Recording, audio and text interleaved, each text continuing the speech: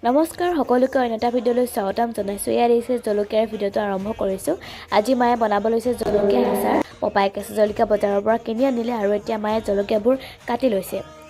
এয়া জলকীয়াবোৰ কালি কাটিলে, আজি অলপ শুকালে। তাৰ পৰা যি দিব আপোনালোকক দেখুৱাই দিছোঁ। এয়া মিক্স মছলা প্ৰথমে ভাজি লৈছে এনেকৈ কেৰাহীটোত অলপ জুইটো দি। এইখিনি সৰিয়হ দুপেকেটকৈ আনিছিলে।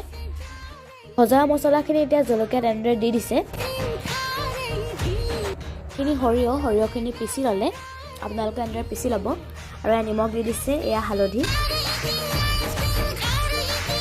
আৰু এয়া ৰেড চিলি। এনেই জলকীয়া তাতে আকৌ ৰেড চিলি, কিমান টেষ্টি লাগিব আপোনালোকে ভাবকচোন। অৱশ্যে মই খাব নোৱাৰোঁ বাৰু। এইখিনি তেল 2 বটল লাগিব। এয়া প্ৰথমে এবটল দি লৈছে, তাৰ পাছদিনাখন আৰু এবটল ভৰাই দিছে। চাওকচোন, দেখিয়ে খাওঁ লাগি গৈছে নহয় নে কওকচোন বাৰু। একদম ধুনীয়া তাৰ পৰা এইখিনি ভিনেগাৰ দি দিছে এতিয়া। আৰু এতিয়া তাৰপিছত ভালদৰে মিক্স কৰি ল'ব। আপোনালোকে মিক্স কৰি অলপমান ৰ'দত দিব, শুকুৱাব। তাৰ পৰা খাই চাব কিমান টেষ্টি লাগে। চাব আকৌ, বেছি জলকীয়া খালে পেটত গম পাইছে নহয় আৰু।